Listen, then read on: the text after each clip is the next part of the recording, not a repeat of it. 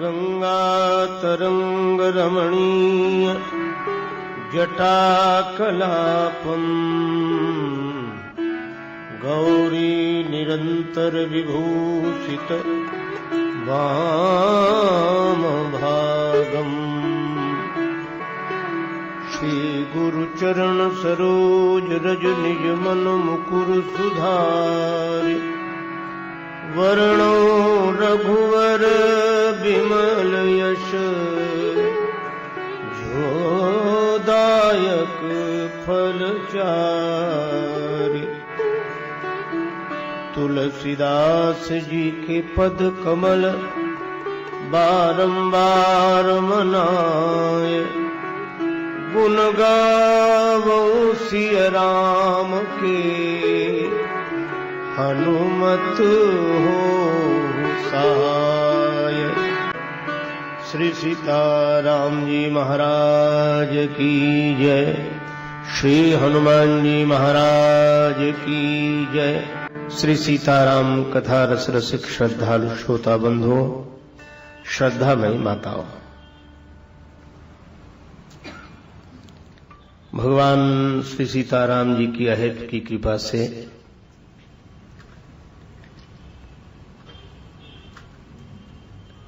ऐसा सुयोग बना श्री हनुमान चालीसा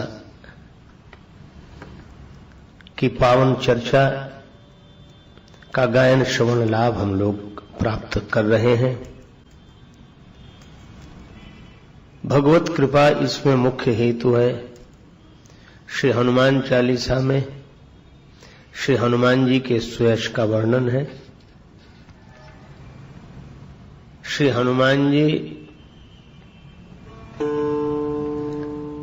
श्री राम कथा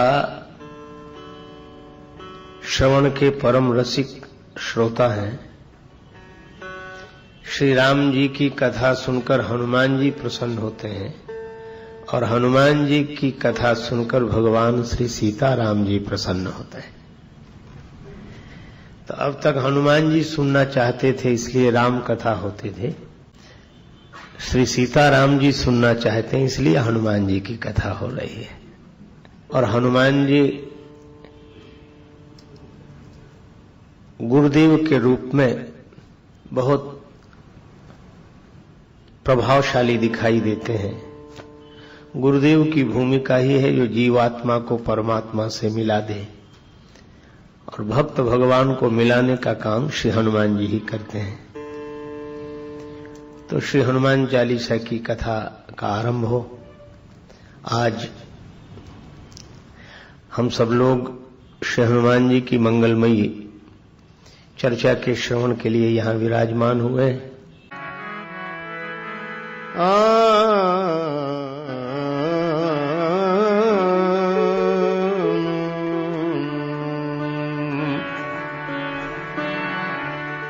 भक्ति जैसो नात नहीं, भरत सो भ्रात नहीं, सीयसी न मातु तीन लोक काहू ठोर है। शबरी सो प्रेम नहीं, लक्ष्मण सो नेम नहीं, हनुमत सी न सेवा साधु सिरमौर है। भारत सो देश नहीं, राम सो राजेश नहीं, वेद सो संदेश नहीं, सुग्रीव सी न दौर है। गंग सो न पानी, महादेव सो न दानी, संत तुलसी की बानी सी न बानी कहूं और है। श्री तुलसीदास जी महाराज की जय।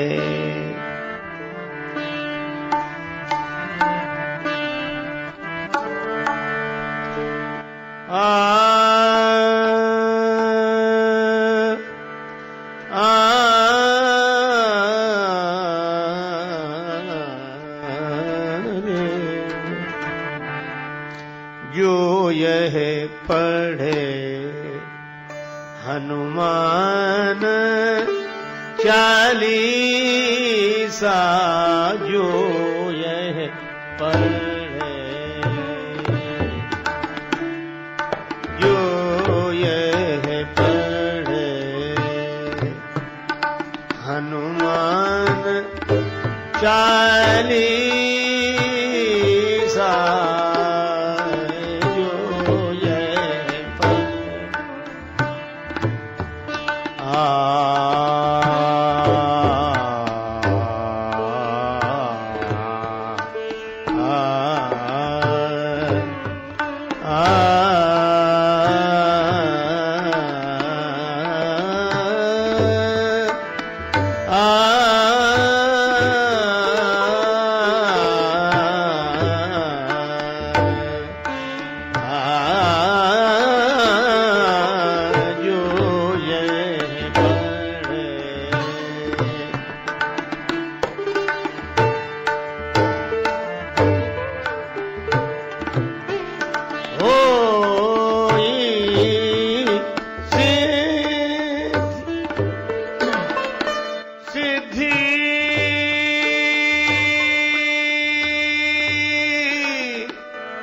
साखी गौरी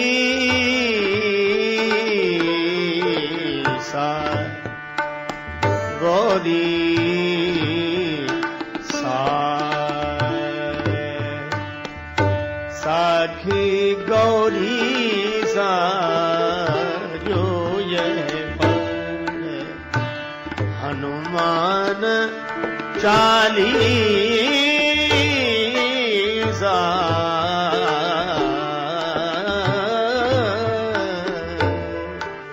जो यह पढ़े, जो यह पढ़े, जो यह पढ़े।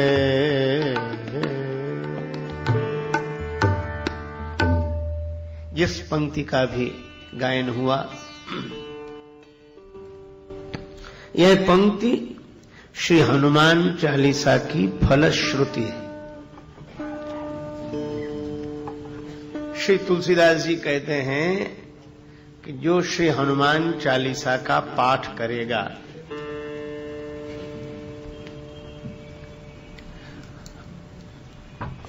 उसे सिद्धि प्राप्त होगी।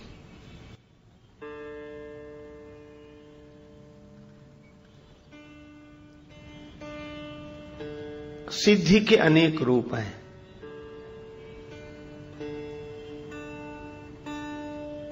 मन की शुभकामनाओं की पूर्ति हो जाना सिद्धि है। मन कामना सिद्धि नर पावा। भक्ति की याचना करते करते भक्त हो जाना सिद्धि है। परमात्मा की प्राप्ति हो जाए तो भक्ति की सिद्धि है,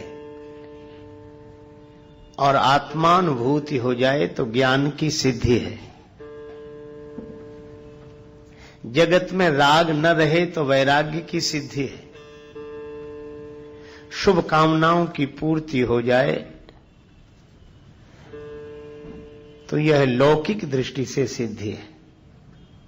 श्री तुलसीदास जी कहते हैं कि किसी भी तरह की सिद्धि हो श्री हनुमान चालीसा के पाठ से अवश्य मिल जाएगी, और इसके साक्षी भगवान शंकर हैं।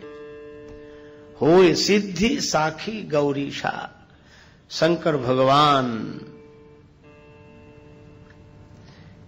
साक्षी क्यों है? जो भाग्य में नहीं होगा क्या वह भी श्री हनुमान चालीसा के पाठ से मिल जाएगा? मिल जाएगा। क्यों? क्योंकि जिनकी कीर्ति का गायन हुआ है इस ग्रंथ में, उन हनुमान जी की महिमा ऐसी है, अघटित घटन सुघट विघटन ऐसी बिरदावली नहीं आने की। घटने वाली घटना को जो टाल दे, न घटे, और नहीं घटने वाली घटना को जो घटा दे, ऐसी शक्ति श्री हनुमान जी की है। इसीलिए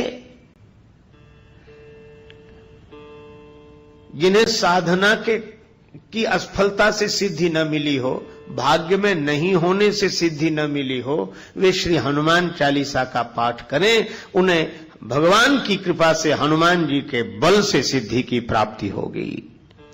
शंकर भगवान साक्षी हैं, क्योंकि भाग्य में नहीं होगा तो शंकर जी ने गवाही भरी है, वे पूर्ति करेंगे, क्योंकि भाव्यु मैटि सकहि त्रिपुरारी।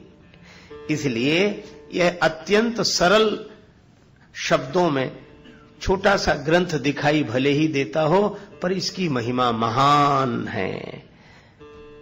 जो यह पढ़े हनुमान चालीसा, होय सिद्धि साखी गौरीशा। तो जिस ग्रंथ की ऐसी महिमा है, उसी ग्रंथ रत्न का हम लोग इस बार भगवान श्री सीताराम जी की कृपा से चिंतन कर रहे हैं। और यह भी संयोग है, श्री हनुमान चालीसा की कथा का शुभारंभ गुरुवार से, और श्री हनुमान चालीसा का आरंभ भी गुरु वंदना से। श्री गुरु चरण सरोज रज, निज मन मुकुर सुधारि, वरणो रघुवर विमल यश, योदायक फल चारि। और एक बात पर आपने शायद ध्यान न दिया हो, हनुमान चालीसा का आरंभ भी गुरु वंदना से है, और हनुमान चालीसा का विश्राम भी गुरु वंदना से है। आरंभ हुआ श्री गुरु चरण सरोज रज, और विश्राम हुआ कहां? जय जय जय हनुमान गोसाई, कृपा करहु गुरुदेव की नाई, कृपा करहु गुरुदेव की नाई। जय जय जय हनुमान गोसाई, कृपा करहु गुरुदेव की नाई। जय जय जय हनुमान गोसाई, कृपा करहु देव की नाई, कृपा करहु गुरुदेव की नाई।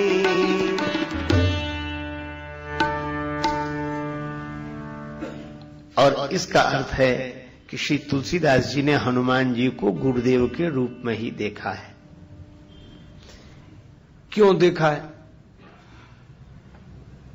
देखो, गुरुदेव की महिमा क्या है। भगवान से मिला देना गुरुदेव की महिमा नहीं है।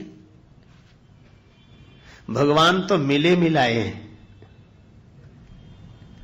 भगवान तो कभी अलग है ही नहीं, पर मिले मिलाए की पहचान करा देना गुरुदेव की महिमा है। भगवान देखो, किसी प्राणी पदार्थ की प्राप्ति भले ही अप्राप्त की प्राप्ति हो, पर परमात्मा की प्राप्ति तो प्राप्त की प्राप्ति है। भगवान तो मिले हुए हैं। कहां हैं? सब जगह। ईश्वर सर्वभूतानां हृदय से अर्जुन तिष्ठति। गीता गायक भगवान गोविंद कहते हैं कि वह परमात्मा सबके हृदय में बैठे हुए हैं। श्री तुलसीदास जी बार बार रामचरितमानस में कहते हैं, अस प्रभु हृदय अछत अविकारी, सबके उर अंतर बसहु जानहु भाव कुभाव। तो भगवान तो सबके साथ है।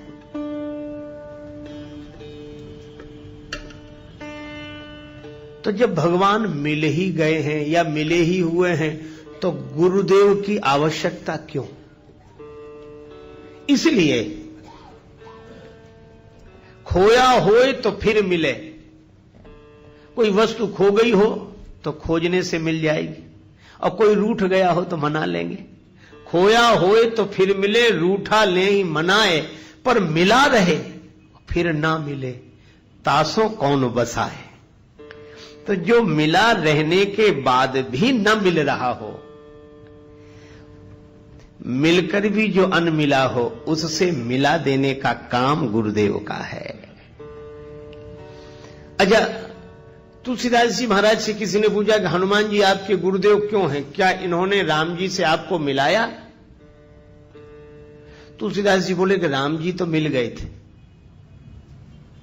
फिर हनुमान जी ने क्या किया? कहा कि मिले हुए राम जी को हम पहचान नहीं पा रहे थे। मंदाकिनी तट राम घाट पर, मंदाकिनी गंगा के किनारे चित्रकूट में राम घाट पर श्री राम जी प्रकट हुए।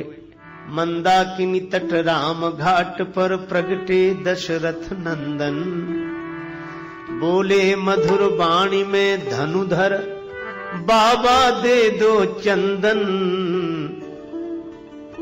श्री राम जी प्रकट हो गए।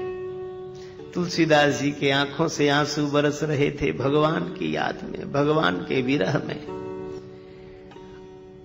उन बरसते हुए प्रेमाश्रुओं से चंदन उतारा जा रहा था। भगवान प्रकट हो गए, बाबा चंदन दे दो। तुलसीदास जी तो वैसे ही परेशान थे। भगवान की ओर देखकर बोले, बच्चा हमें क्यों परेशान करते हो? घाट पर बहुत लोग हैं, किसी से ले लो, बहुत पंडे बैठे हैं, हम तो वैसे ही परेशान हैं। रोने लगे।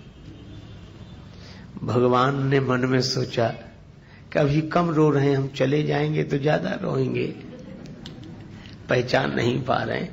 तो भगवान ने कहा, अच्छा बाबा चंदन दो चाहे मत दो, पर यह बताओ तुम रो क्यों रहे हो?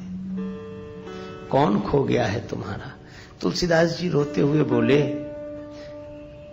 हमारे भगवान हमें नहीं मिल रहे, हमारे भगवान हमें नहीं मिल रहे। राम जी बोले, तब तो आपके भगवान बड़े कठोर हैं, आप इतना रोते हो तो भी भगवान आपको नहीं मिलते हैं। तुलसीदास जी रोने लगे और राम जी के मुख पर हाथ रखते हुए बोले, नहीं बच्चा ऐसा मत कहो, हमारे राम जी तो कृपालु है। श्री रामचंद्र कृपालु, भज मन हरन भव भय दारुणम। श्री रामचंद्र कृपालु, भज मन हरन भव भय दारुणम। श्री राम श्री राम श्री राम श्री राम श्री राम श्री राम। भगवान तो कृपालु हैं, हमारा ही दुर्भाग्य है कि भगवान नहीं मिल रहे हैं। अब बोलो, तुलसीदास जी को भगवान मिले हुए हैं कि नहीं? मिले हैं, पर मुश्किलें होती हैं आसान बड़ी मुश्किल से। मुश्किलें होती हैं आसान बड़ी मुश्किल से। आदमी बनता है इंसान बड़ी मुश्किल से।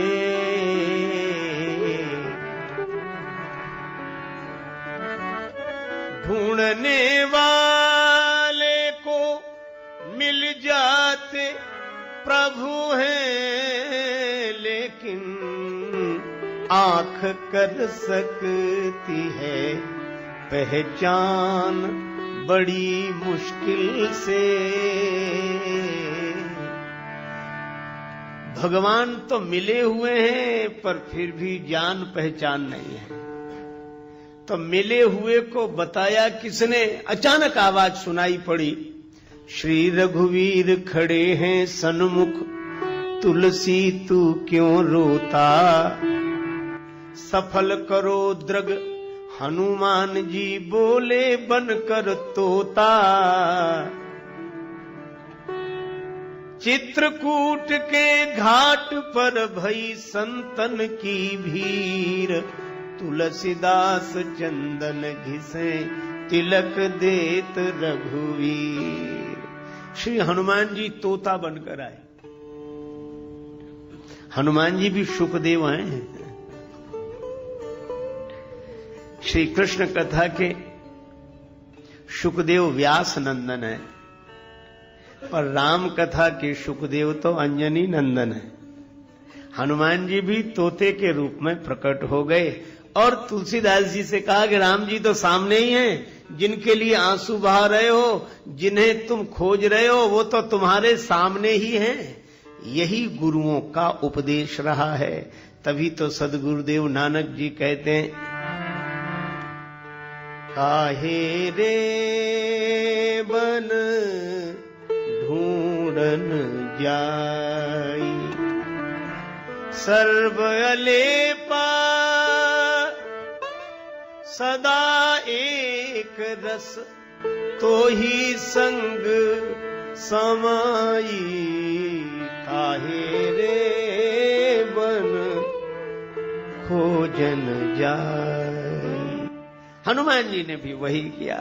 और आज जब श्री हनुमान चालीसा लिखने बैठे श्री तुलसीदास जी, तो याद आ गई कि भगवान तो मिले हुए थे, पर अगर हनुमान जी ने न बताया होता तो राम जी को देखकर भी मैं राम जी को नहीं देख पाता।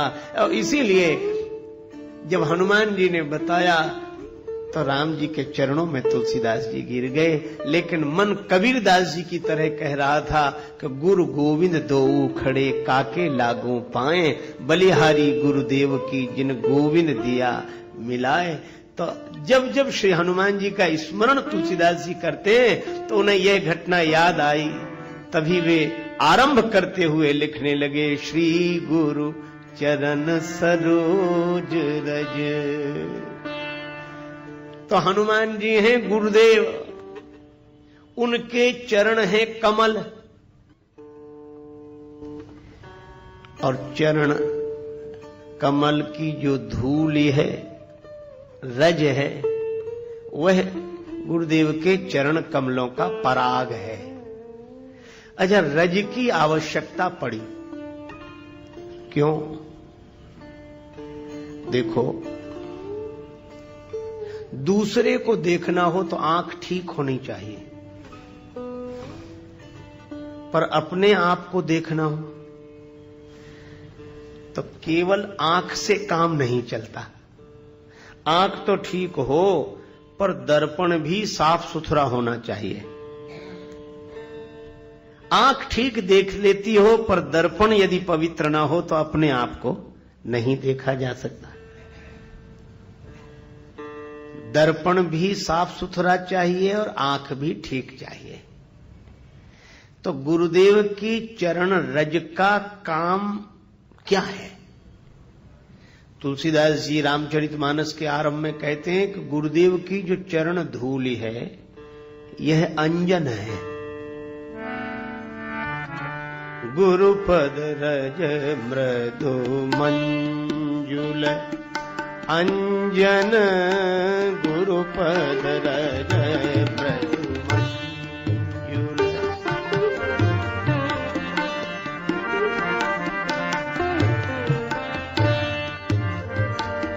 नयन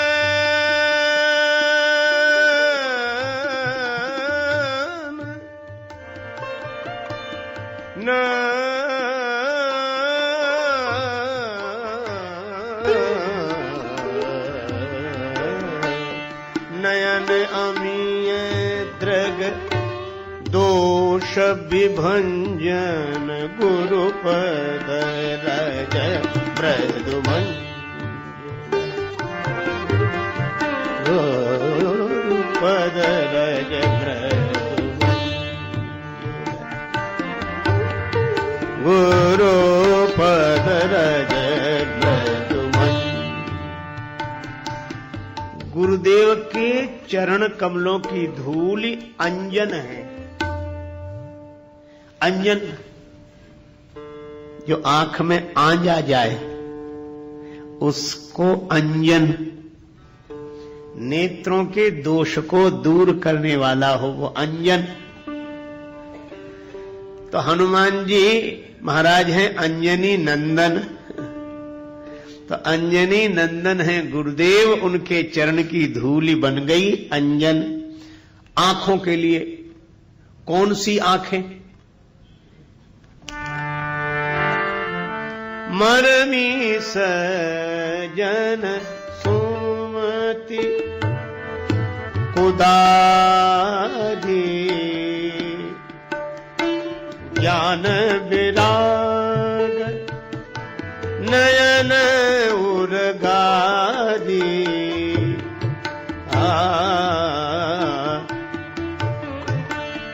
मरमी सजन सुमति।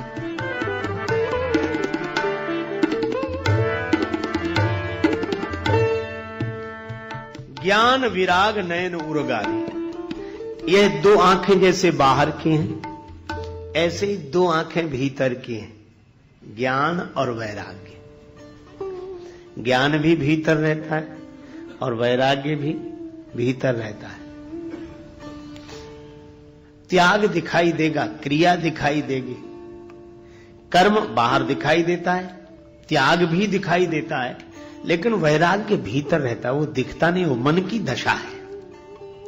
इसी तरह ज्ञान भी भीतर रहता है। ज्ञान के कारण बाहर दिखता है, पर ज्ञान तो भीतर ही रहता है। ये ज्ञान वैराग्य भीतर की आंखें हैं। अब ये आंखें हो गई खराब। आंखें भी कहीं खराब होती हैं। हां भाई, हो जाती हैं। कैसे? इन आंखों में जब मोतियाबिंद आता है तो आंख खराब हो जाती है।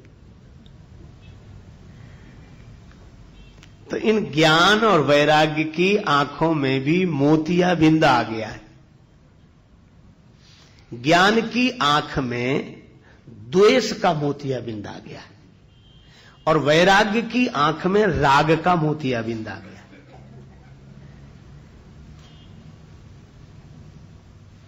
कई बार आपने देखा होगा ज्ञान तो रहता है लेकिन उसके बाद भी दुश्मनी मिटती नहीं। और ज्ञान किसका है? बोले अद्वैत का। और दुश्मन कौन है? बोले दूसरा आदमी हमारा दुश्मन है। ज्ञान कहता है कि दूसरा है नहीं। तो ज्ञान की आंख तो है पर द्वेष का मोतियाबिंद आ गया।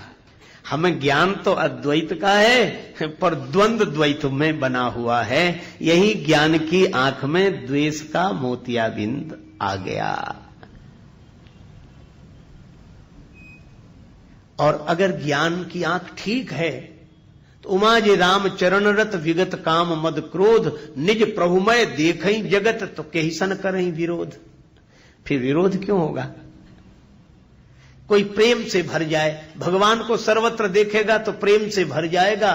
करूं में दुश्मनी किससे, कोई दुश्मन हो घर मेरा, मोहब्बत ने नहीं रखी जगह दिल में अदावत की। तो ज्ञान की आंख अगर ठीक ठीक देखे तो झगड़े ही मिट जाएं। पर एक बात है, कई बार यह प्रश्न उठता है कि कैसे ज्ञानी है? ज्ञानी है तो ये द्वंद्व क्यों? तो इसका मतलब यह अज्ञानी है? नहीं, मैं आपसे कहूं कि जो जिनके जीवन में द्वंद्व भी दिखाई दे, द्वेष भी दिखाई दे, तो ऐसा नहीं मानना चाहिए कि यह ज्ञानी नहीं है।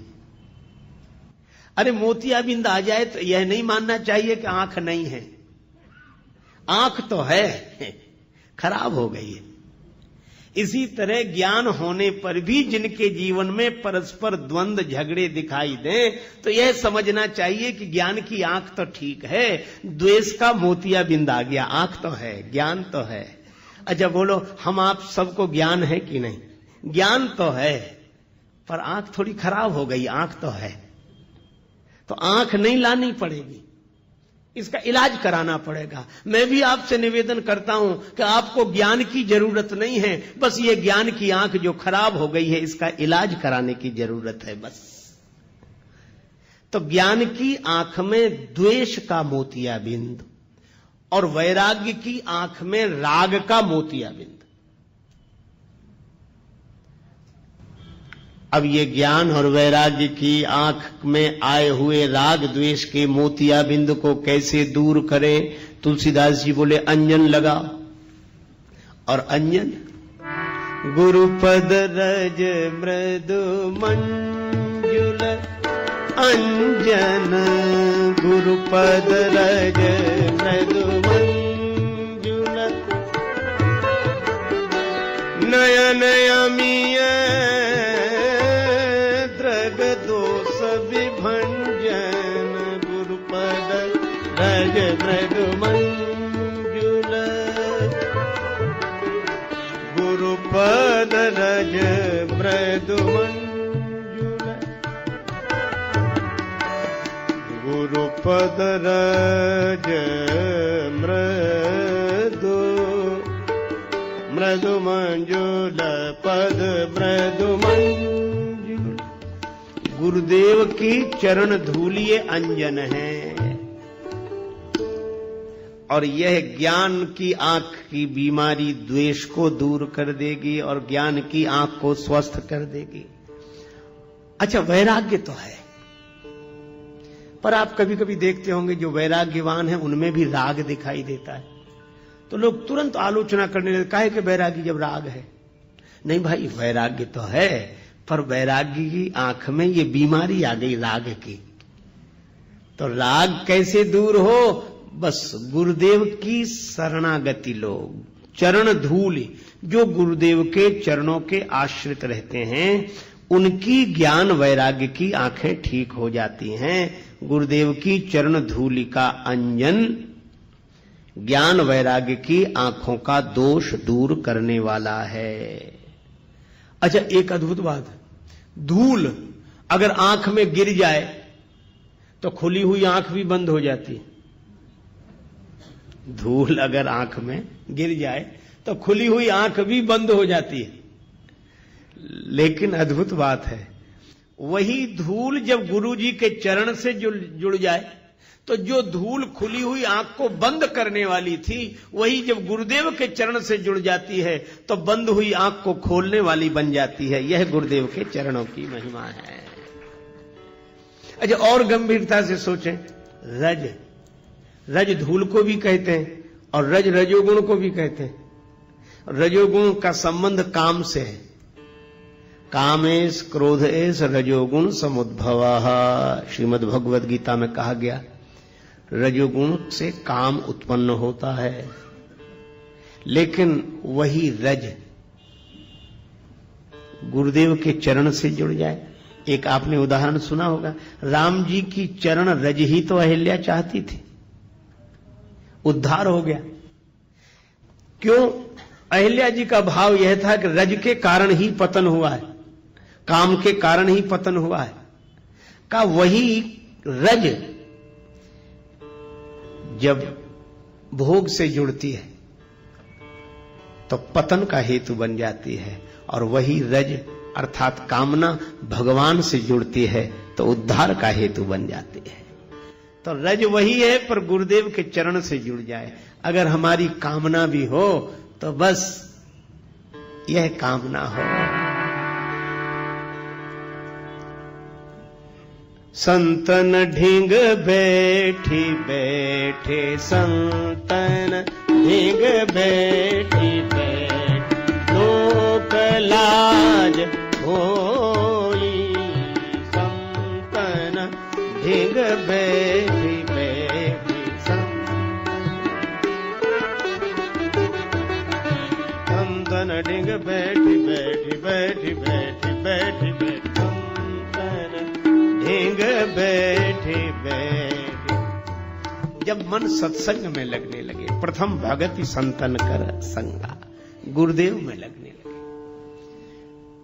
तो आंख भी ठीक काहे से होगी? गुरुदेव की चरण धूलि से। अच्छा ठीक है, गुरुदेव की चरण धूलि से आंख तो ठीक हो गई, ज्ञान भी ठीक हो गया, वैराग्य भी ठीक हो गया। अब एक बात सोचना आप, ज्ञान की आंख ठीक हो गई, वैराग्य की आंख ठीक, तो आंख देखती दूसरे को है। तो हम ज्ञान वैराग्य की दृष्टि से सारी दुनिया को देखने लगे, लेकिन जिन आंखिन सब देखिए आंख न देखी जाए, उन्हीं आंखों को देखना हो। जिन आंखों से हम सब देखते हैं, उन्हीं आंखों को देखना हो, अपने चेहरे को देखना हो, तो केवल आंखों से काम नहीं चलेगा, फिर तो दर्पण की आवश्यकता पड़ेगी। तो तुलसीदास जी से किसी ने पूछा कि ज्ञान और वैराग्य अगर आंखें हैं तो दर्पण क्या है? तुलसीदास जी बोले, अपना मन ही दर्पण है। अपना मन दर्पण है। तो दर्पण तो है अपने पास, पर दर्पण में चेहरा दिख नहीं रहा है। हमें ज्ञान तो हो गया है, क्योंकि हम सत्संग में बैठकर आए, ज्ञान हो गया है। वैराग्य भी है, क्योंकि ज्यादा नहीं सही पर कुछ देर को तो संसार भूलकर बैठे ही हैं, पर फिर भी अपना चेहरा नहीं दिख रहा है। क्यों नहीं दिख रहा? दर्पण मैला है, और दर्पण क्या है? मन। दिल का शीशा साफ कर,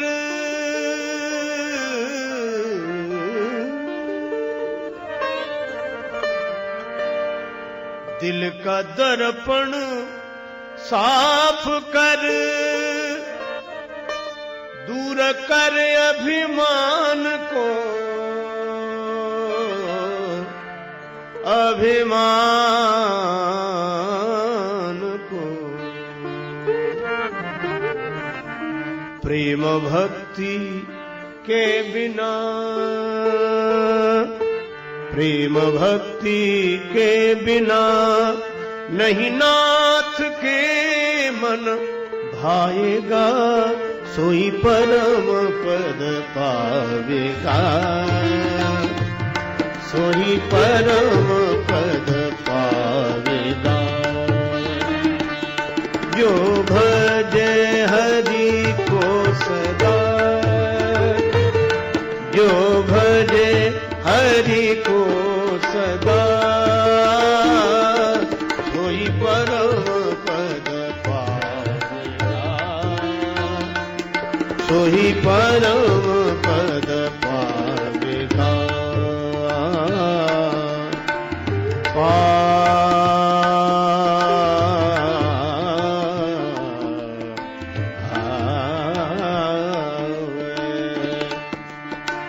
परम पद पावेगा,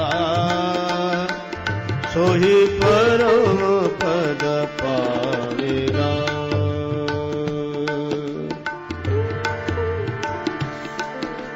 कैसे होगा ये दिल का दर्पण पवित्र?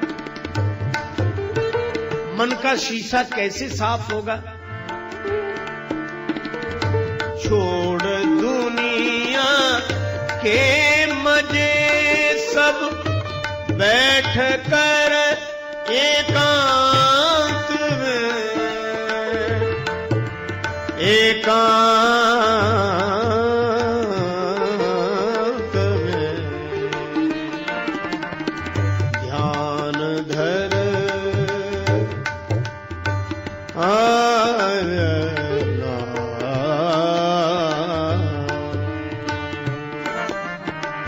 ध्यान धर गुरु के चरण का, ध्यान धर गुरु के चरण का, तो प्रभु मिल जाएगा, सोई परम पद पावेगा, सोई परम पद पावेगा, सोई परम पद, सोई परम पद, सोई परम पद पावेगा। दिल का दर्पण साफ कर। कैसे होगा? कहा कि गुरुदेव की चरण रज दो काम करती है।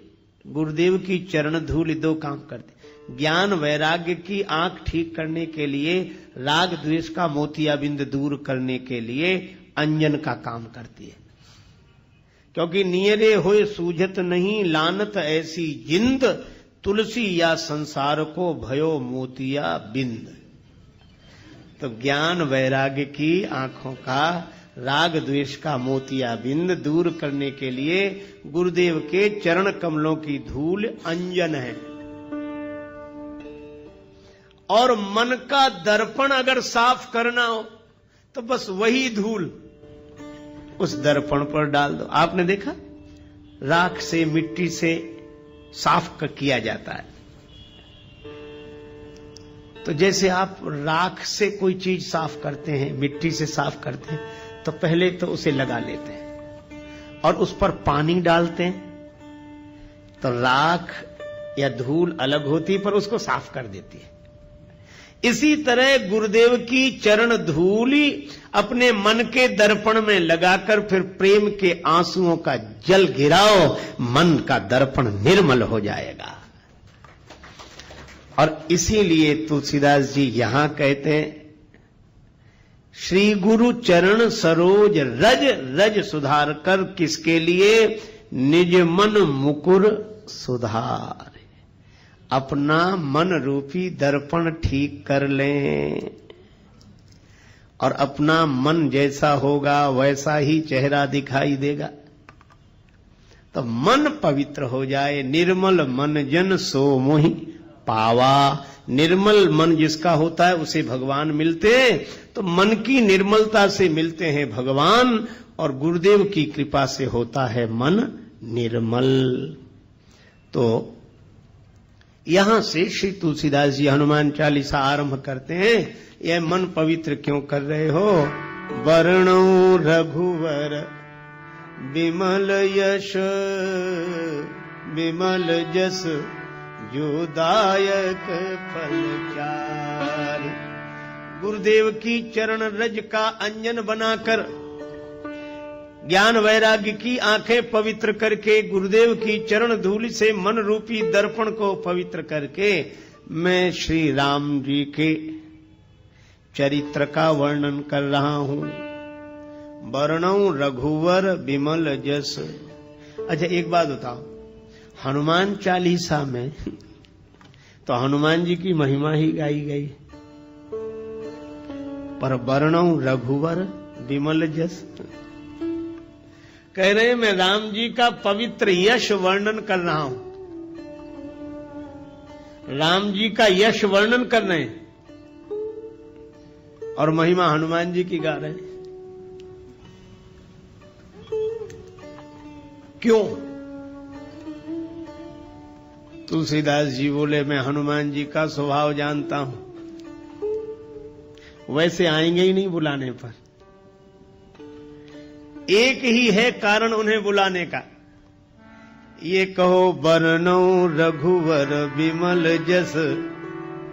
हम राम जी के गुण गा रहे हैं, राम जी का पवित्र यश गाना चाहते हैं तो हनुमान जी तुरंत आ जाएंगे। क्यों आ जाएंगे? क्योंकि रामचरित सुनीवे को रसिया। रामचरित सुनीवे को लखन सीता मन बसिया। राम लखन सीता मन बसिया। राम लखन सीता मन बसिया। वर्णौ रघुवर, और राम जी का नाम दिया यहां रघुवर। रघु के कुल में जो सबसे अधिक श्रेष्ठ हुए हैं रघुवर, रघुवंश में जो श्रेष्ठ, ऐसे श्री राम जी का यश वर्णन करो। अच्छा यश कैसा है? विमल यश। राम जी का यश निर्मल है। तुलसीदास जी ने एक जगह लिखा रामचरितमानस में कि भगवान के जो गुण हैं यह पवित्र धागा है। जुगुत वेद पुन पोई हई रामचरित वर ताग। वर माने श्रेष्ठ, ताग माने तागा, धागा। और कवियों की कविता हो ये कवित मुक्ता मणि चारु। कवियों की कविता मोती है। किसी ने तुलसीदास जी से कहा कि यह उपमा तो बड़ी विचित्र है, मोती कीमती होता कि धागा? तुलसीदास जी बोले कीमती तो मोती होता है। तो बोले कवियों की कविता कीमती है कि राम जी का चरित्र? तुलसीदास जी बोले राम जी का चरित्र, राम तुम्हारा चरित्र स्वयं ही काव्य है, कोई कवि बन जाए सहज संभाव्य है। मैत्री शरण गुप्त जी की यह पावन पंक्तियां सचमुच राम जी के चरित्र की ही विशेषता है। ठीक है, तो कवियों की कविता को मोती क्यों बनाया आप? राम जी के चरित्र के प्रेरक प्रसंगों को मोती बनाते और कवियों की जो श्रृंखला आई है कविता की उसको धागा बनाते। तुलसीदास जी बोले हमने जानबूझकर नहीं बनाया। क्यों? बोले मोती भले ही कीमती हो, लेकिन मोती की माला बनानी पड़ेगी तो मोती में छिद्र करना पड़ेगा। अब मैं राम जी के चरित्र को मोती की उपमा कैसे दे दूं, क्योंकि हमारे राम जी के चरित्र में तो कहीं छिद्र है ही नहीं, इसलिए मैंने मोती नहीं बनाया। हाँ, राम जी का चरित्र धागा है और यह धागा इतना अनंत है कि चाहे जितनी कवियों की कविता रूपी मोती इसमें पिरो दिए जाएं, पर इस धागे का कभी अंत होने वाला नहीं है। हरि अनंत हरि कथा अनंता। राम जी का चरित्र ऐसा पवित्र चरित्र है, तुलना नहीं करनी चाहिए, कोबड़ छोट कहत अपराध हो, पर राम जी अपने आप में अद्वितीय हैं। निरुपम न उपमा आन, राम समान राम निगम कहें। भगवान श्री राम से गुरुदेव विश्वामित्र जी ने कहा कि राघवेंद्र इस शिला को चरण छुलाओ, इसका उद्धार होगा। चरण कमल रज चाहते कृपा करो रघुवीर। राम जी ने कहा गुरुदेव आपके आगे, आप तो हमारे भी गुरु जी हैं, आप चरण छुला दें। गुरु जी बोले बात बड़े छोटे की नहीं है, मैं तुम्हारा गुरु हूं, मेरी बड़ी महिमा है, तुमसे भी बड़ी महिमा है, लेकिन अपने अपने विभाग की बात होती है।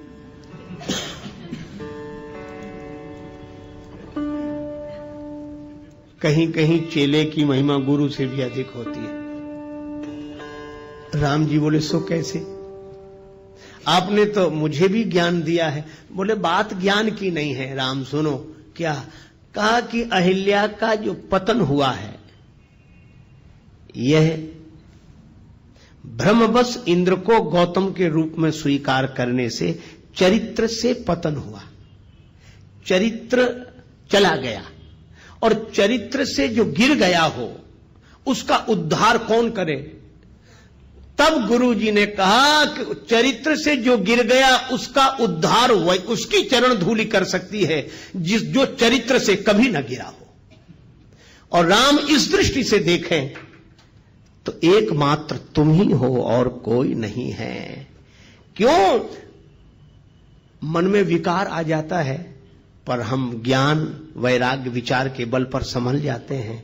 पर राम तुम तो ऐसे हो कि मुझे अतिशय प्रतीत मन केरी, जागृत की कौन कहे जही सपलिहु पर नारी नहेरी। ऐसा विमल चरित्र, पवित्र चरित्र तो केवल श्री राम का है।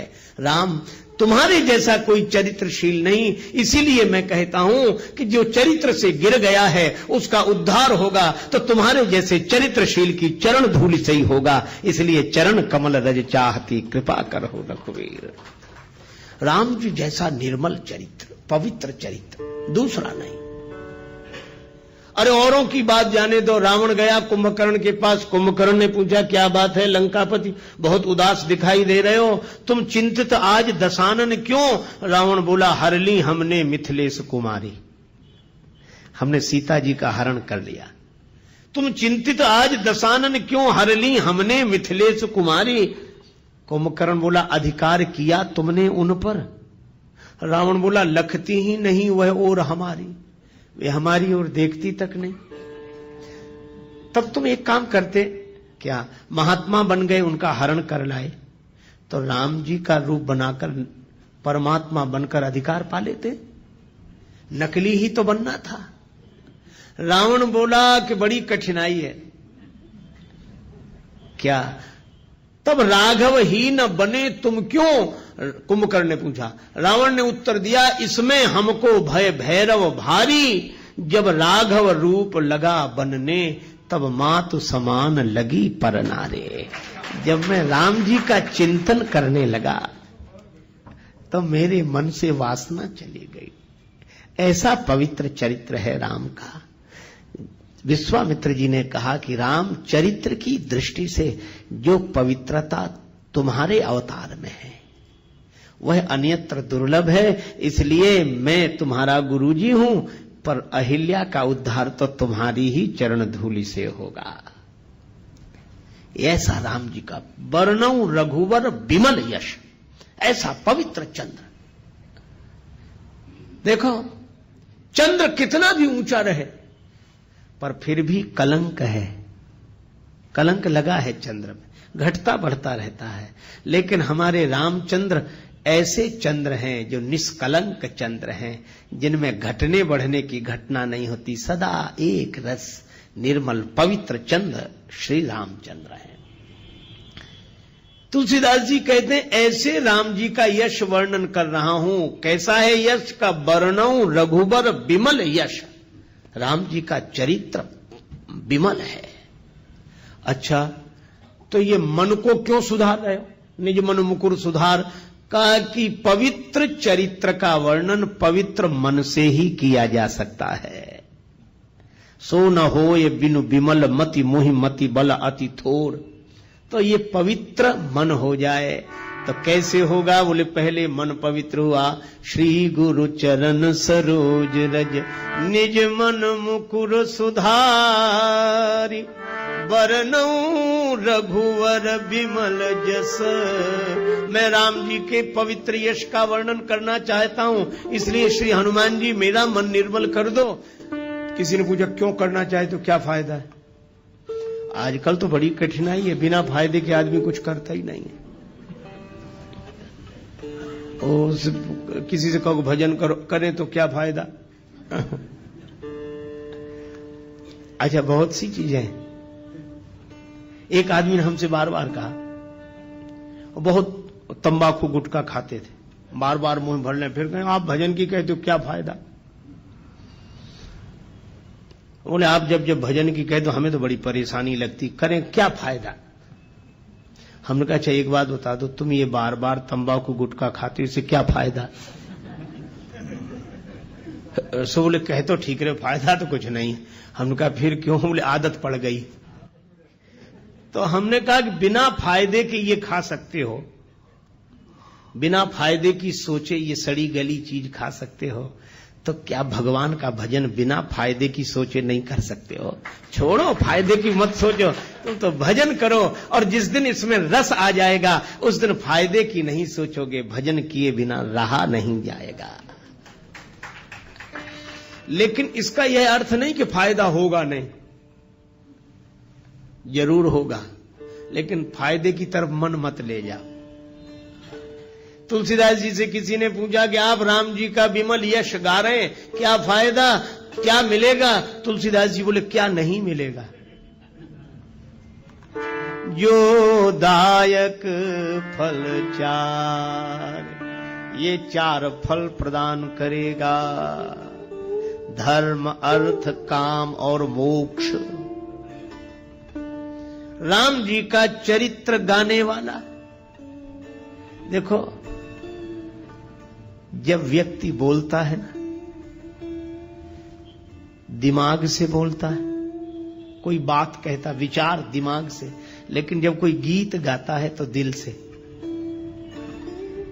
ये गीत हृदय के अधिक समीप है, विचार बुद्धि के समीप है। तो जब कोई गाता है तो हृदय से। और मैं आपसे कहूं कि राम जी का गुण कोई हृदय से गाएगा, और जब हृदय राम जी के गुणों से भरा हुआ होगा, ऐसे आदमी के द्वारा अधर्म कभी हो ही नहीं सकता। जब होगा धर्म ही होगा। तो यह राम कथा का गाना और सुनना व्यक्ति को धर्म से जोड़ता है। धर्म, अर्थ, भगवान के गुण गाने वाला, सुनने वाला, उसके जीवन में अर्थ रहेगा ही। क्यों रहेगा? क्योंकि भगवान नारायण है, और जो भगवान के गुण गाएगा, भगवान के चरण कहां आ जाएंगे? उसके हृदय में। ये यही कथई स्नेह समेता, कहीं हई सुनी हई समुझ सचेता, होई हई राम चरण अनुरागी, कलिमल रहित सुमंगल भागी। भगवान के चरणों का अनुराग उसके मन में आ जाएगा। तो भगवान के चरण कहां आ जाएंगे? उसके हृदय में, उसके जीवन में। और जब मैं आपसे एक बात पूछता हूं, लक्ष्मी जी को दुनिया भर में ढूंढो, कहां मिलेंगी? भगवान के चरणों में। भगवान नारायण के चरण दबाते हुए ही तो लक्ष्मी जी मिलती हैं। इसीलिए जो भगवान के गुण गाएगा उसका जीवन धर्ममय हो जाएगा। जो भगवान के गुण गाएगा, सुनेगा और भगवान के चरण उसके मन में आ गए, तो भगवान के उन चरणों की सेवा करने के लिए लक्ष्मी जी अर्थ बनकर उसके जीवन में आ जाएंगी। धर्म, अर्थ।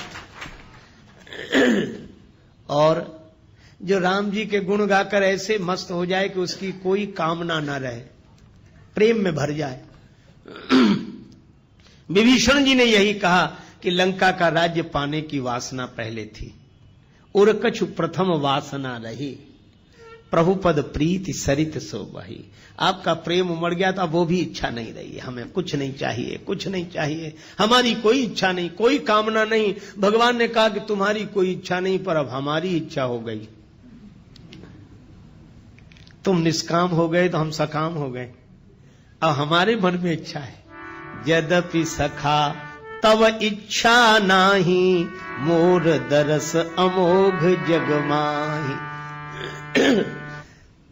तो भगवान के मन में भक्त की इच्छा पूर्ण करने की इच्छा हो जाए तो उसकी कौन सी कामना ऐसी होगी जो पूरी ना हो जाए? वह पूर्ण काम हो जाएगा। इसलिए धर्म, अर्थ, काम, और जो भगवान के अनुराग में डूब गया है उसे जगत का राग बांध नहीं सकता। इसलिए मोक्ष तो उसको सहज प्राप्त हो गया। वर्णौ रघुवर विमल जस जो दायक फल चारे। यह हनुमान चालीसा के दोहे का आशय है। श्री गुरु चरण सरोज रज, निज मन मुकुर सुधारे। मुकुर माने दर्पण। वर्णौ रघुवर विमल यश, जो दायक फल चारे। अच्छा, जब यह सब जानते हो तो राम जी के गुणों का वर्णन शुरू करो। चारों फल मिलेंगे, करो शुरू। तुलसीदास जी बोले भगवान का यश है विमल, और बुद्धि भी कैसी चाहिए? विमल सो न होय बिनु विमल मति, मोहि मति बल अति थोर। करो कृपा, सब कृपा करो मुझे पवित्र बुद्धि की प्राप्ति हो जाए। तो अब किससे कृपा की याचना कर रहे हो? तुलसीदास जी बोले बुद्धिहीन तनु जान के, सुमिरो पवन कुमार। यह शरीर बुद्धिहीन है, शरीर तो है पर इसमें समझ नहीं है। इसलिए हनुमान जी का स्मरण करना। अच्छा, बुद्धि नहीं है तो हनुमान जी से क्यों मांग रहे हो? बोले इसलिए हनुमान जी बुद्धि के भंडार हैं। बुद्धिमताम वरिष्ठम और ज्ञानी नाम अग्रगण्यम। ज्ञानियों में अग्रगण्य हैं, बुद्धिमानों में सर्वश्रेष्ठ हैं। तो जो बुद्धि के भंडार हैं, है ना, जो जिस चीज का भंडार हो उससे वही चीज मांगी जाती। हनुमान जी आप बुद्धिमान हैं, आप बलवान हैं और आप विद्यावान हैं। इसलिए तीनों चीजें हमें दे दो। बल बुद्धि विद्या देहु मोहि, हरहु कलेश विकार। बल भी चाहिए, बुद्धि भी चाहिए, विद्या भी चाहिए, है ना। देखो, तलवार चलाना आना चाहिए, पर चलाने के लिए तलवार भी तो चाहिए।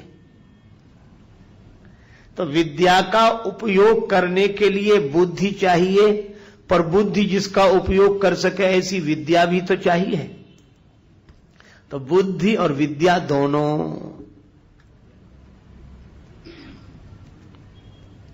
लेकिन बल भी तो चाहिए। बुद्धि का प्रयोग सही समय पर कर सकें वैसी ताकत भी चाहिए, बल। और या यूं कहो कि बुद्धि बल के साथ बहुत आवश्यक है। बिना बुद्धि के बल लगाना ठीक नहीं है। बल का प्रयोग बिना अकल के करना ठीक नहीं। एक महात्मा कहते थे कि बल के साथ बुद्धि का प्रयोग अवश्य करो। क्यों? यदि बिना बुद्धि के बल का प्रयोग कर दिया तो दो ही जगह जाएंगे, या सेंट्रल जेल में या अस्पताल में। अकल नहीं लगाई और ताकत लगा दी और इतने बड़े से लड़ गए जिसकी बराबरी के हम नहीं थे, लड़ गए और पिट गए तो अस्पताल में। और बिना अकल लगाए लड़ गए और दूसरे को ज्यादा सता दिया, पकड़े गए तो जेल में। इसीलिए बुद्धि का प्रयोग बल के साथ अवश्य करें। और यही कारण है हनुमान जी जीत गए, राक्षस हार गए। बल तो राक्षसों में भी बहुत है और बल हनुमान जी में भी बहुत है, लेकिन हनुमान जी में बल के साथ बुद्धि है, पर इन राक्षसों में बल तो बहुत था पर बल के साथ बुद्धि नहीं थी। बुद्धि होती तो बल होने के बाद भी क्या यह दुर्दशा होती जो हुई। इसीलिए बल के साथ बुद्धि, और बुद्धि बल दोनों हो पर विद्या हो। विद्या की परिभाषा क्या? सा विद्या या विमुक्तये, विद्या क्या? जो व्यक्ति के मन को अज्ञान के बंधन से मुक्त कर दे, उसका नाम है विद्या। विद्या मिल गई, इसकी पहचान विद्या ददाति विनयम। विनम्रता आ जाए तो समझ लो विद्या जीवन में आ गई है। और बरसहि जलद भूमि नियराए, जथा नवहि बुध विद्या पाए। तो हनुमान जी में विद्या है, इसीलिए वे विनम्र हैं। सदा नीचे बैठे मिलते हैं राम जी के चरणों में, हमेशा विद्या है। बल बुद्धि विद्या देहो मोहि। तो हनुमान जी से तुलसीदास जी प्रार्थना कर रहे हैं, आप बल के भंडार हैं, आप बुद्धि के भंडार हैं, आप विद्या के भंडार हैं, तो इन तीनों को दे दो। बल बुद्धि विद्या देहु मोहि, हरहु कलेश विकार।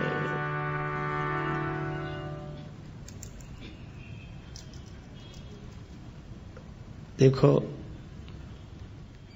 कलेश दूर हो जाए। राग द्वेष ये कलेश है।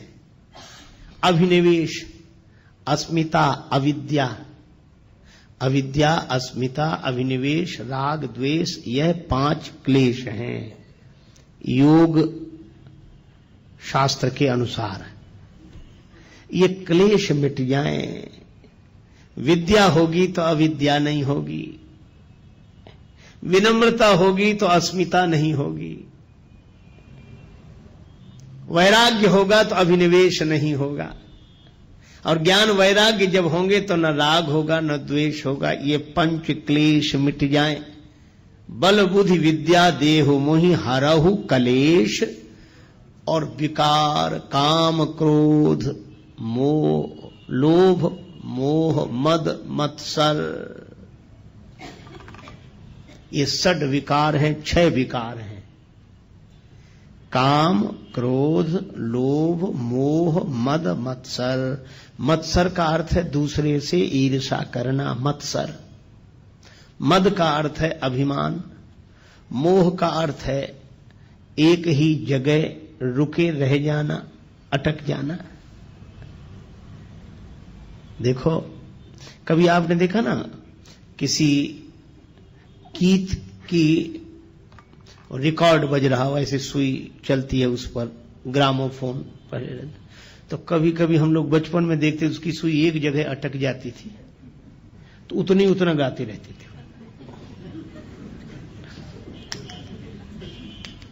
किसी को अच्छा नहीं लगा, अरे बंद करो ये तो वो तुरंत ठीक करता था। मैं आज भी देखता हूं, मोह का अर्थ यही है कि जिसकी सुई एक ही जगह अटक जाए वो उतना ही गाना, उतना ही निकले, उतना ही अटक जाना। गीत चलता रहे है ठीक है, लेकिन अटक जाना, जो अटका वही भटका। तो अटको मत, चलते चलो, हम तो हमारी मस्ती में झूमते चले हैं। ये मोह है, अटक जाना। देखो, गुलाब के फूल के मूल में, उसकी डाली में भौरा रुक ही रहा। गुलाब के फूल झड़ गए, पत्तियां गिर गईं, किसी ने भौरे से कहा कि जाओ। भौरा बोला, यही आशा अटक्यो रहो, अली गुलाब के मूल, हुई है बहुरी बसंत ऋतु इन डारन बेफूल। फिर खिलेंगे गुलाब, हम डाली तो छोड़कर नहीं जाते। ये मोह। कमल संपुटित होने लगा, कमल के बंद होने का समय आया। भौरा फिर भी बाहर नहीं निकला, भ्रमर नहीं निकला, उसी में कैद हो गया। किसी ने कहा तुम तो काठ को चीर कर निकल जाते हो, कमल के कोमल पत्ते को चीर कर निकल जाओ। बोले निकलने की जरूरत क्या है, सवेरा होगा, सूर्योदय होगा, कमल खिलेगा, फिर पराग का पान करेंगे। अहो मोह महिमा बलवाना।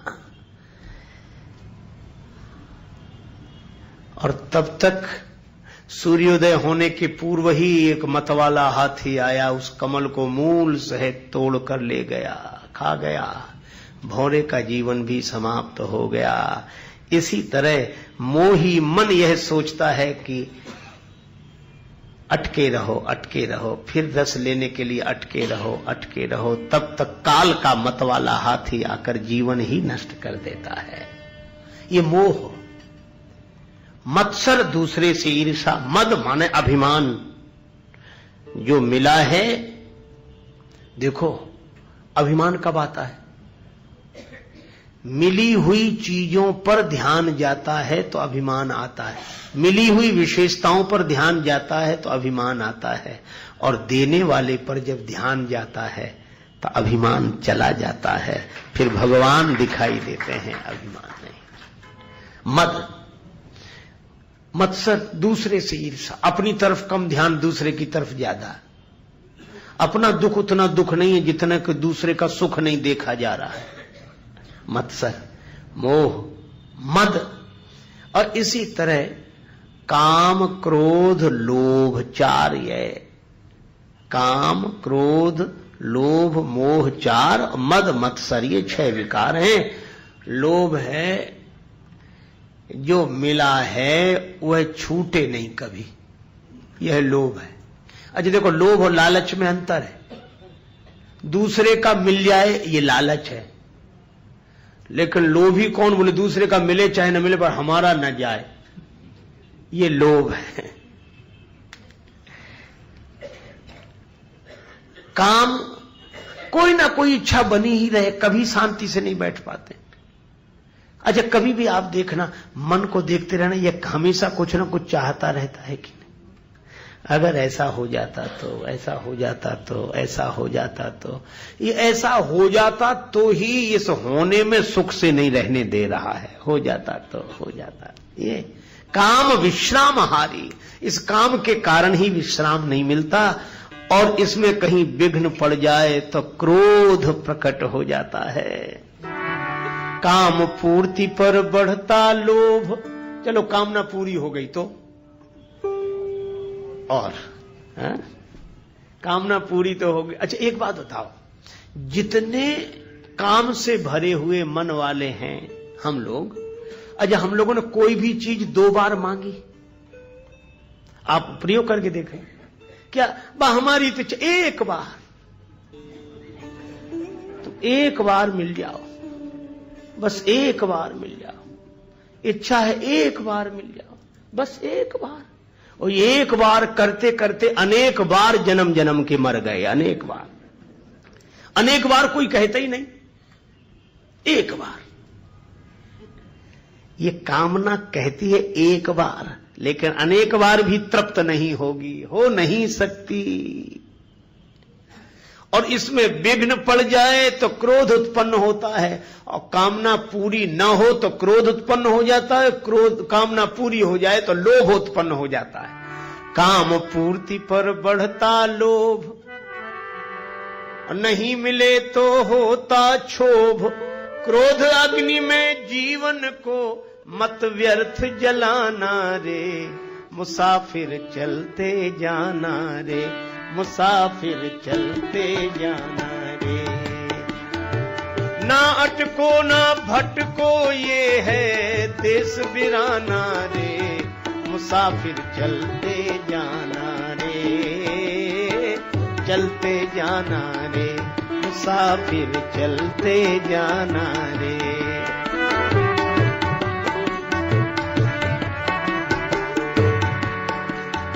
लेकिन अब एक कठिनाई है, हम आपको जो समझा रहे हैं पहली बार नहीं समझा रहे हैं, और आप भी पहली बार नहीं समझ रहे हैं। सब आप भी वही समझे हुए हैं और हम भी वही समझे हुए हैं, पर जब मौका आता है तो ये समझ काम देती है। आपकी तो देती होगी, हमारी तो नहीं देती है। लेकिन अभी तो समझ ठीक है, पर भगवान की माया इतनी विकट है, ये माया तेरी बहुत कठिन है राम, ये माया तेरी बहुत कठिन है राम।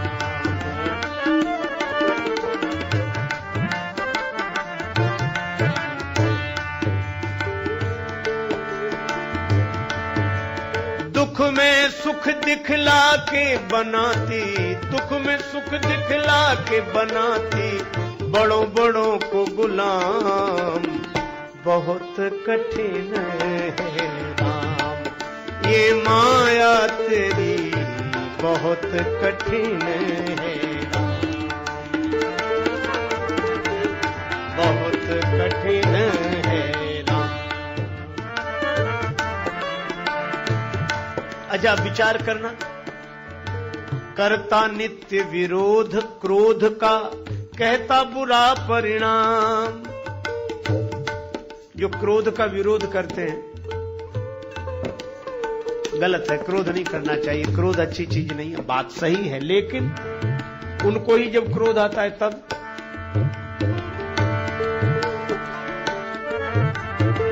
होता क्रोधित स्वयं तो होती वाणी बिना लगाम, ये माया तेरी बहुत कठिन है राम, ये माया तेरी बहुत कठिन है राम।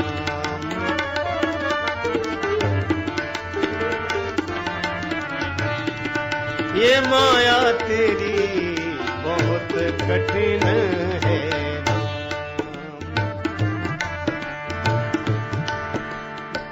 रक्त मांस हड्डी के ढेर पर मढ़ा हुआ है चाम, रक्त मांस हड्डी के ढेर पर चढ़ा हुआ है चाम।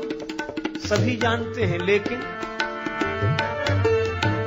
देख उसी की सुंदरता, देख उसी की सुंदरता, हो जाती नींद हराम, ये माया तेरी बहुत कठिन है राम, ये माया तेरी बहुत कठिन है राम।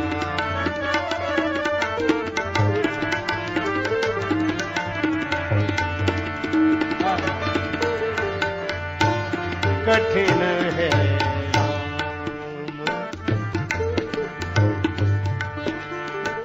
मृत्यु देखता है औरों की रोज सवेरे शाम, भवन बनाता ऐसे जैसे हरदम यहाँ मुकाम, ये माया तेरी बहुत कठिन है राम, ये माया तेरी बहुत कठिन है।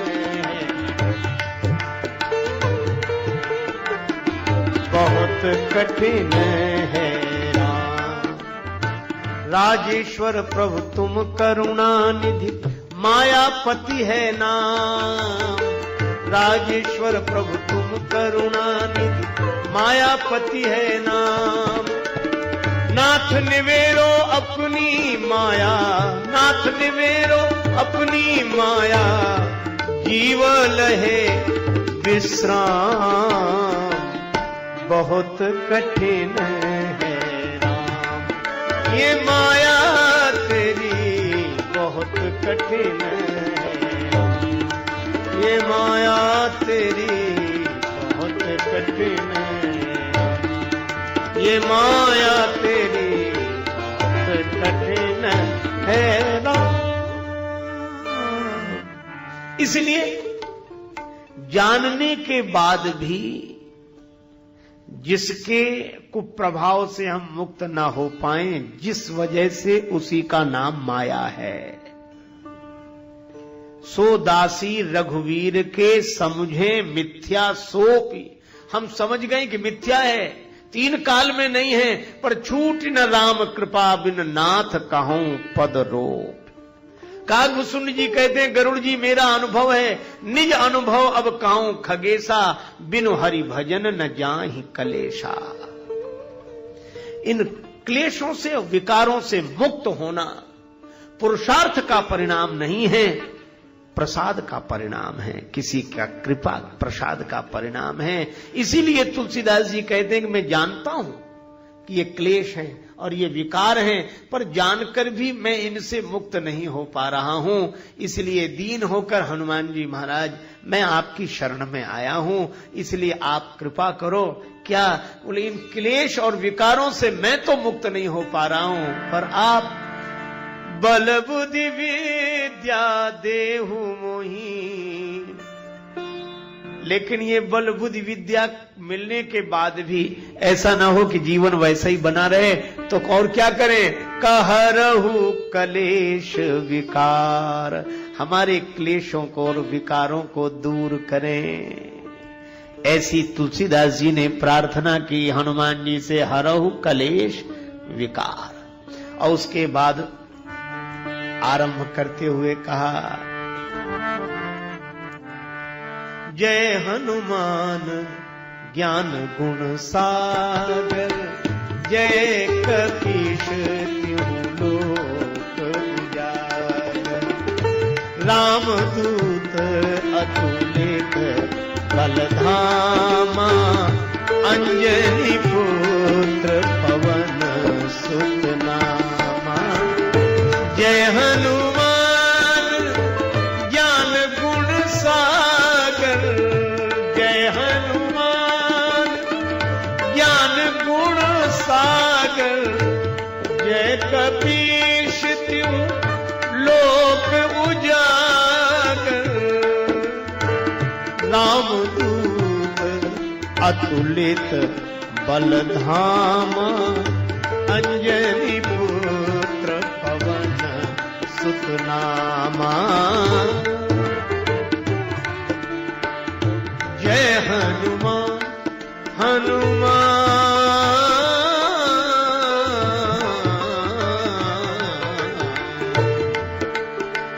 जय हनुमान ज्ञान।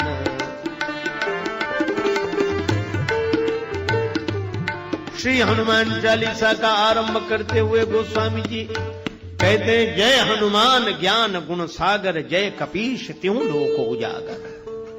हे हनुमान जी महाराज आपकी जय हो, आप ज्ञान और गुण के समुद्र हैं। हनुमान जी जैसा ज्ञानी कोई नहीं। हनुमान जी ज्ञानियों में अग्रगण्य है। किससे पाया है ज्ञान? बिनु गुरु होय की ज्ञान। तो हनुमान जी के गुरुदेव कौन है? सूर्य भगवान, जो सारे संसार को प्रकाश देते हैं। उनसे प्रकाश प्राप्त किया है हनुमान जी ने। हनुमान जी थोड़े बड़े हुए, विद्या अर्जन के लिए गुरुदेव की शरण में जाना था, तो सूर्य भगवान के पास गए। सूर्य भगवान से प्रार्थना की, गुरुदेव मैं आपसे विद्या पढ़ने के लिए आया हूं, मुझे पढ़ाइए, विद्या दान दीजिए, कृपा करके गुरुदेव विद्या दान दें, विद्या दान दें, मैं आपकी शरण में हूं। संकेत यह मिला कि ज्ञान प्राप्त करने के लिए गुरुदेव की शरण में जाना चाहिए। गुरु कृपा से ही ज्ञान फलीभूत होता है, बिनु गुरु होए कि ज्ञान। गीता में भगवान श्री कृष्ण कहते हैं, तद विद्धि प्रणिपातेन परिप्रश्नेन सेव्यः उपदेक्ष्यन्ति ते ज्ञानम ज्ञानिनस् तत्वदर्शिनः। तद विद्धि, तद माने उसको, विद्धि माने जानने के लिए, तद विद्धि प्रणिपातेन, गुरुदेव की शरण में, अनुभवी पुरुषों की शरण में जाके प्रणिपात करे, दंडवत करे, लकड़ी की तरह सीधे होकर गिर जाना। दंडवत, डंडा बिल्कुल सीधा होता है। हम और जगह टेढ़े रहें पर कम से कम गुरुजी के तो आगे सीधे रहें, वहां तो टेढ़ापन छोड़ दें। सांप भी सब जगह टेढ़ा रहता है पर बिल में प्रवेश करता है तो सीधा होकर प्रवेश कर पाता। इसलिए प्रणिपातेन, फिर परिप्रश्नेन, पहले प्रणाम, क्योंकि श्रद्धावान लभते ज्ञानम, फिर उचित प्रश्नों का प्रयोग करें, गुरुदेव से प्रार्थना करें, अपनी जिज्ञासा रखें। परिप्रश्नेन सेव्या, उसके बाद उपदेक्ष्यन्ति ते ज्ञानम, उनके द्वारा ज्ञान का उपदेश होता है। किनके द्वारा? ज्ञानिनस् तत्वदर्शिनः, तत्वदर्शी पुरुषों के द्वारा ज्ञान मिलता है। गूढ़ौ तत्व न साधु दुरावही, आरत अधिकारी यह पावही। तो हनुमान जी के चरित्र से यह शिक्षा लेनी चाहिए कि ज्ञान पाना हो तो गुरुदेव की शरण में जरूर जाए। किसी ने कहा कि पुस्तक से ही ज्ञान मिल जाए तो गुरुजी बनाने की जरूरत है, गुरुजी के पास जाने की जरूरत है। गुरुजी जो बताएंगे वह तो किताब में भी लिखा हुआ है। देखो, मैं आपसे निवेदन करूं, आप बिल्कुल ठीक कह रहे हैं, पुस्तक में वही लिखा है जो गुरुजी बताएंगे, या यूं कहो कि गुरुओं ने पहले से जो बताया है वही पुस्तक में लिखा है।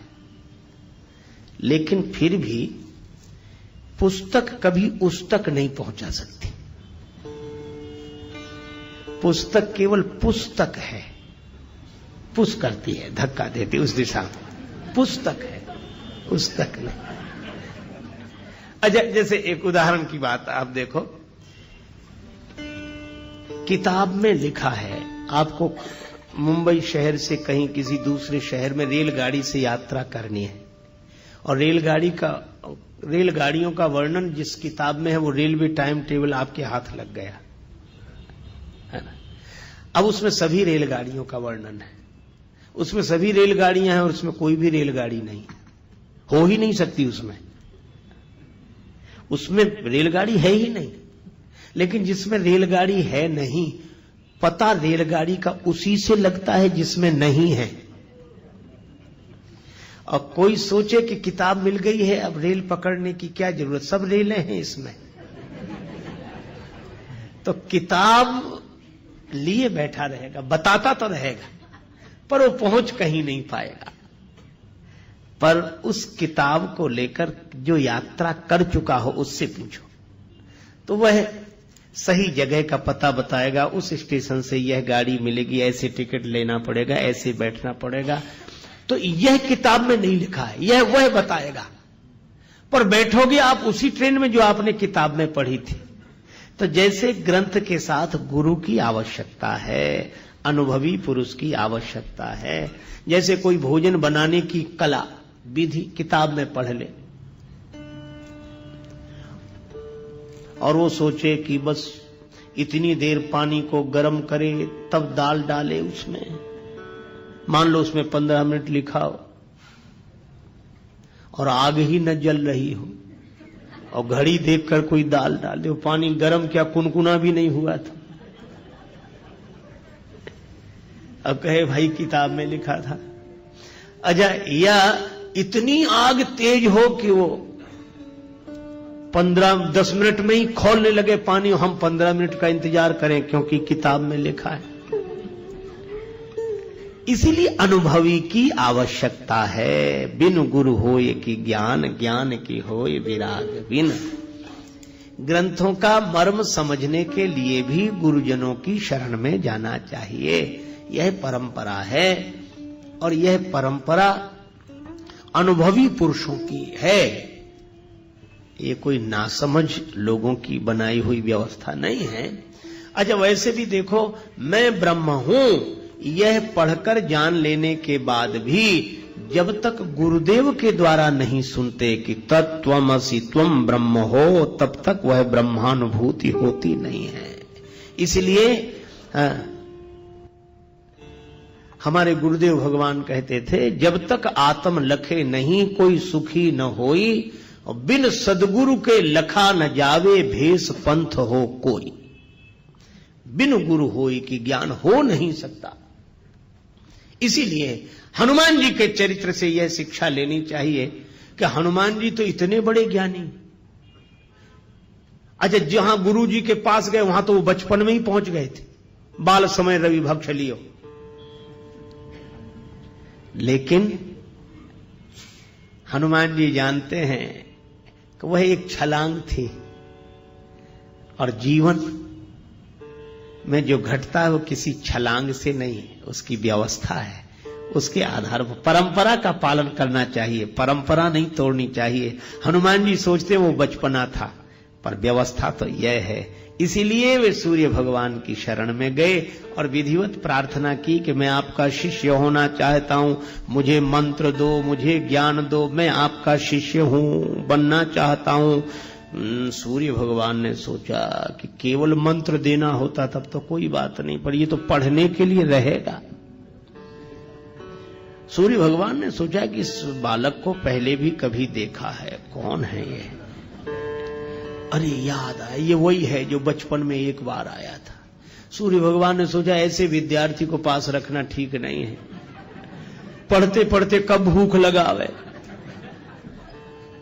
तब तो उतनी दूर थे तो छलांग लगा के आ गया, यहां तो गुरु जी सामने ही रहेंगे। सूर्य भगवान ने सोचा कि देखो, मन में सोचा ऐसे विद्यार्थी को पास रखना ठीक नहीं है।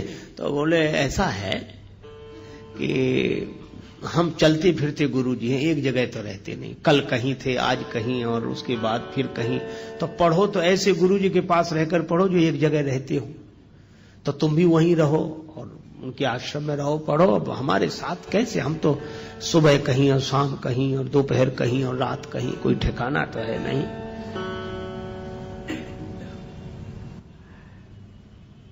हनुमान जी बोले पढ़ेंगे तो आप सही। अनन्य निष्ठा जो थी, पढ़ें। कैसे पढ़ोगे, हम तो चलते फिरते हैं। हनुमान जी बोले तो हम चलते फिरते विद्यार्थी बन जाएंगे, आप जहां जहां चलोगे हम भी साथ साथ चलेंगे, आपकी सेवा करेंगे, पढ़ते चलेंगे। आप भी तो कहीं ना कहीं दोपहर को रहते होगे, रात को हम भी रहेंगे आपके साथ ही, बस साथ ही रख लो बस। सूर्य भगवान ने सोचा यह विद्यार्थी विचित्र, गले ही पड़ गए। सूर्य भगवान ने कहा कि हमारे साथ रहोगे तो भी पढ़ नहीं सकोगे। क्यों? हमारे पीछे पीछे चलोगे तो हमारी पीठ तुम्हारी तरफ होगी, और हमारे आगे आगे चलोगे तो तुम्हारी पीठ हमारी तरफ होगी, तो पढ़ाई कैसे होगी? गुरु शिष्य तो आमने सामने बैठे तब ना पढ़ाई हो। हनुमान जी बोले हाँ यह बात जरूर है। सूर्य भगवान बोले इसीलिए कह रहा हूं कि घर जाओ, पढ़ नहीं पाओगे, ऐसे कैसे पढ़ोगे? हनुमान जी थोड़ी देर रुके। बुद्धिमताम वरिष्ठम, हनुमान जी तो बुद्धिमानों में श्रेष्ठ है। तुरंत बोले इसका भी हल निकल आया गुरु जी। सूर्य भगवान बोले इसका क्या हल है?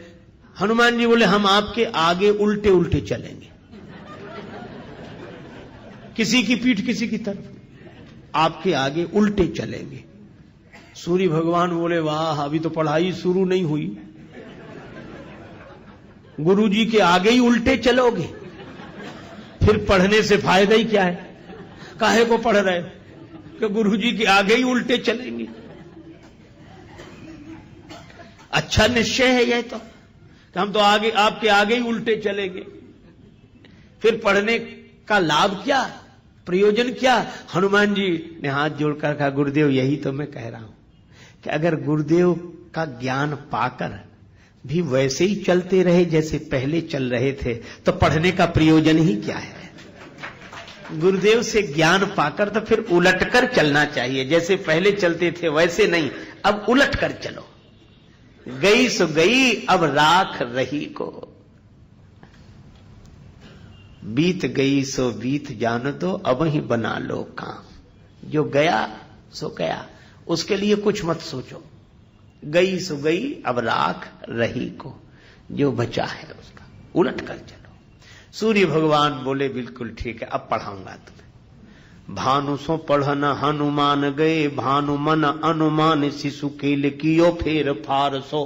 हनुमान बाहुक में वर्णन है। भानु सो पढ़न हनुमान गए, भानु मन अनुमान, सूर्य भगवान ने मन में अनुमान करके शिशु केल, बालकों के खेल की तरह फेर फार सब अदल बदल कर दिया। कैसे?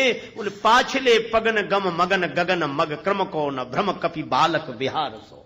पाछले पगन पीछे पल चलते हुए चरणों से हनुमान जी सूर्य भगवान के सामने, एक तो गुरुदेव सूर्य भगवान जैसे तेजस्वी सूर्य भगवान, और उनसे विद्या अर्जन करना, और उनके सामने उन्हीं के चेहरे को देखते हुए पीछे चलते रहे। सूर्य भगवान ने कहा कि अद्भुत हो, देख रहे हो हमारी तरफ और चल रहे हो जगत की तरफ। बोले बस यही है, हम चलें भले ही जगत की तरफ, पर दृष्टि में तो गुरुदेव और गुरुदेव का ज्ञान रहना चाहिए, यही जीवन की सार्थकता है। तो जिन्होंने सूर्य भगवान से ज्ञान प्राप्त किया हो वे ज्ञान के सागर हैं। जय हनुमान ज्ञान गुण सागर। अच्छा, अब गुणों की बात सुनो। गुणों के साथ सबसे बड़ी यह समस्या है कि किसी भी प्राणी में, यह प्रकृति का नियम है, सब गुण इकट्ठे रह नहीं सकते, होते ही नहीं। एक सज्जन एक गीत गाते थे, एक विधाता एक ईश्वर ही निर्दोष रहा, बाकी सब में कोई न कोई दोष रहा। हम सब में दोष है, ये बात अलग है कि हमें हमारे दोष का होश ना हो, और होश उन्हें नहीं होता जो मदहोश होते हैं, पर दोष तो होते हैं। क्यों होते हैं? क्योंकि सृष्टि बनाई ऐसी गई, जड़ चेतन गुण दोषमय विश्व कीन्ह करता। अच्छा चलो, दो गुणों का उदाहरण दें। दो गुणों का आप एक साथ निर्वाह नहीं कर सकते। सत्य बोलना गुण है, और शीलवान होना गुण है। किसी को बुरा ना लगे ऐसी बात मत कहो कि खराब लग जाए, किसी का दिल मत दुखाओ। और इसीलिए आपने देखा होगा जैसे ये शील आता है ना कि किसी का दिल मत दुखाओ, ऐसा आदमी सत्य बोल नहीं पाता। जानता तो है लेकिन दूसरे को बुरा लग जाएगा। अरे नहीं ठीक, आप ठीक कह रहे हैं, देखेंगे हम, फिर सोच लेंगे, हाँ ठीक है हाँ, अब अभी नहीं फिर कर लेंगे बात। सच्ची बात नहीं कह पा रहा। क्यों? शील आया तो सत्य चला गया, और जो सत्य को बोलते विप्राय शील का पालन नहीं कर पाते, वे कहते भैया किसी को बुरा लगे चाहे भला, हम तो साफ साफ कहते हैं, हाल तुरंत कह दिया, झंझट ही नहीं बात का, फिर तुरंत बोलो। जहां सत्य है वहां शील नहीं है, और जहां शील है वहां सत्य नहीं है। इन दो गुणों को इकट्ठा करना मुश्किल है। मेंढकों की तौल है, एक गुण को बुलाओ दूसरा चला जाता है। इसीलिए सब गुण किसी में इकट्ठे हों ऐसा संभव है ही नहीं। गुण दोषमयी सृष्टि है, सब में गुण है, सब में। यह बात अलग है, किसी में गुण ज्यादा है दोष कम है, किसी में दोष ज्यादा है गुण कम है, पर यह होगा ही। पर हनुमान जी में दोष नहीं है, गुण ही गुण है। तो यह प्रकृति के में तो यह अपवाद है, कारण है। हनुमान जी को उनका आशीर्वाद मिला है जो प्रकृति से ऊपर है। प्रकृति जिनके हाथ में, जो प्रकृति के हाथ में होते हैं उनमें गुण दोष दोनों होते हैं, लेकिन प्रकृति से ऊपर जो है उनका हाथ जिनके माथ पर होता है उनमें गुण ही गुण होते हैं, दोष नहीं होते हैं। तो हनुमान जी में गुण आए कब से? केवल एक बात कह के चर्चा को विराम। गुण आए कब से? हनुमान जी जब गए, रावण का वध हो गया, तो जानकी माता को संदेश देने गए। दूरी ही ते प्रणाम कपि कीन्हा, रघुपति दूत जानकी चीन्हा। दूर से हनुमान जी ने प्रणाम किया। जानकी माता ने देख लिया कि हनुमान जी को। हनुमान जी ने कहा, माता राम जी की जय जयकार हो रही, उन्होंने रावण आदि राक्षसों पर विजय श्री प्राप्त कर ली, माता आप मुक्त हो गई। जानकी माता के आंखों से खुशी के आंसू बरसने लगे। श्री जानकी माता बोली, का देऊं तो ही त्रैलोक के महा कपि किमपि नहीं बानी समा। हनुमान, इस शुभ संवाद के बदले में मैं तुम्हें क्या दूं? मेरे पास कुछ नहीं है, मैं तुम्हारी ऋणिया रहूंगी, ऋणी हूं। हनुमान जी बोले, मां ऐसा मत कहो, मां के पास सब कुछ होता है, पर मेरे पास तो कुछ नहीं, आशीर्वाद दो मां।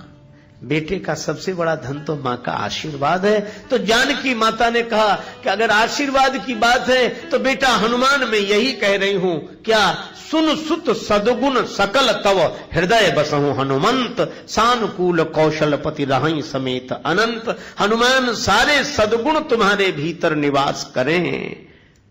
प्रकृति भी मौन हो गई। जब जानकी माता ने आशीर्वाद दे दिया तो हम क्या करें? इसलिए हनुमान जी में कोई दोष नहीं, गुण ही गुण। जय हनुमान ज्ञान गुण सागर।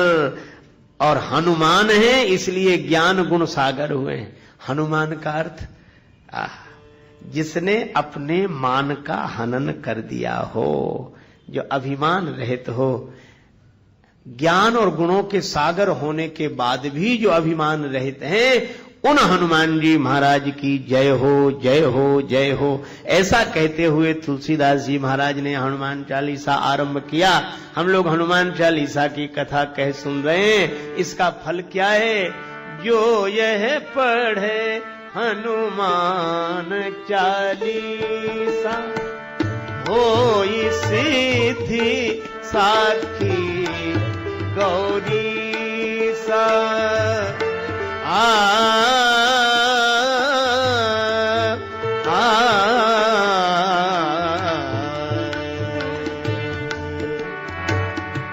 जय सिया राम, जय जय सिया राम, जय सिया राम,